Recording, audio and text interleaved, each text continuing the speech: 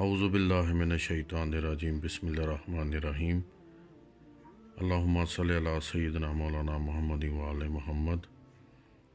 السلام علیکم۔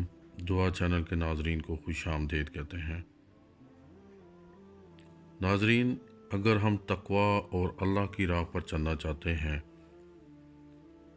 تو ہمیں اپنے دلوں کو صاف کرنا ہوگا اور دلوں میں خلق خدا کی محبت رکھنا ہوگی۔ اکثر ہم اپنی گفتگو میں بہت غیر محتاط ہوتے ہیں۔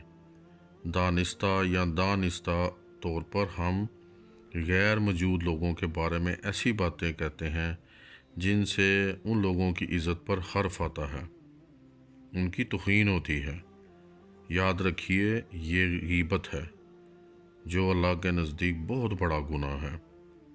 اگر ہم علم کی راہ پر چلنا چاہتے ہیں، اللہ کا قرب حاصل کرنا چاہتے ہیں، تو ہمیں اس معاملے میں انتہائی محتاط رہنا ہوگا۔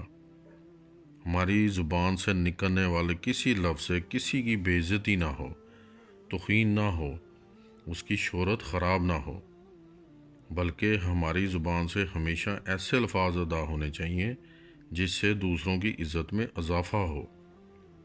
پیارے نبی محمد صلی اللہ علیہ وآلہ وسلم کی زبان مبارک سے اپنے مخالف کے لیے کبھی بھی توہین امیز لفظ کبھی ادا نہ ہوا۔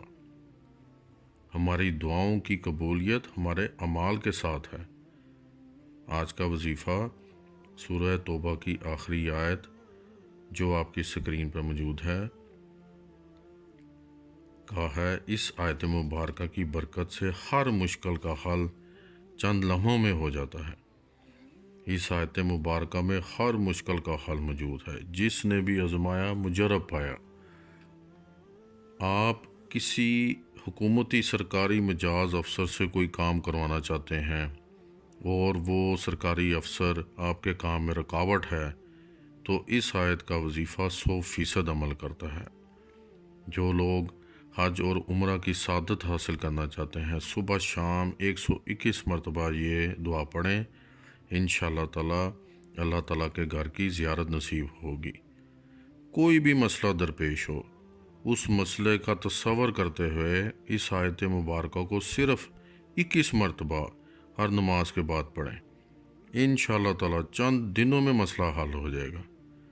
ہر نماز کے بعد ہر مقصد کے لیے 21 مرتبہ اول اور آخر درود شریف کے ساتھ پڑھنا، اسے اپنا معمول بنا لیں، انشاءاللہ تعالی آپ کی زندگی خوش و خرم ہو جائے گی انشاءاللہ۔